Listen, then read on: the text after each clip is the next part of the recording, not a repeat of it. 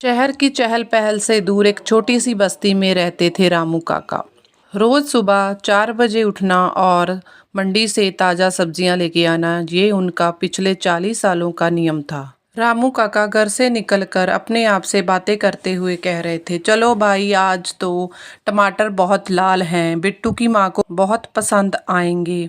अरे देखो, ये ठेला भी अब थकने लगा है, बिल्कुल मेरी तरह। उधर दूसरी ओर तेजी से एक कार आती है जिसमें पड़ोस का लड़का विक्रम होता है। वह काका से कहने लगा, अरे काका, इस ठेले को साइड में करो, कहाँ इस कबाड़ ने हमारे रास्ता रोका है। गुस्से से जल्दी से गाड़ी से निकलता है और काका को कहने लगता है, जल्दी जल्दी 2 किलो आलू डाल दो, और हाँ, याद रखना दाम कम लगाना, अगर दाम ज़्यादा लगाए तो देख लेना। उधर रामू काका निम्रता से कहने लगे, साहब, अपनी मेहनत के पैसे लेता हूँ, 40 रुपए किलो है आलू।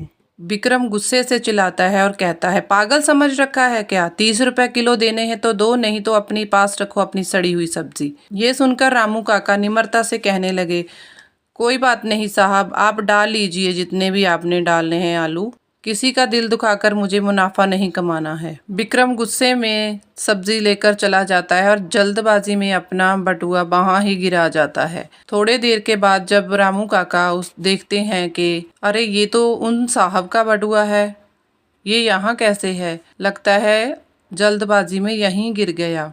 वह देखता है कि पर्स में काफ़ी पैसे हैं। वह जल्दी से गाड़ी के पीछे भागने लगता है, लेकिन गाड़ी काफ़ी दूर चली जा चुकी थी।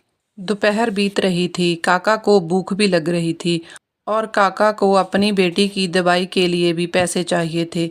एक बार तो उसके मन में आया कि वह एक नोट निकाल लेता है, लेकिन दूसरी ओर तभी उन्होंने सोचा, अरे नहीं नहीं रामू, ये क्या कर रहे हो? ये किसी की पसीने की कमाई है, वो बच्चा परेशान हो रहा होगा, मैं यहीं ही रुकता हूँ, उसका इंतज़ार करता हूँ।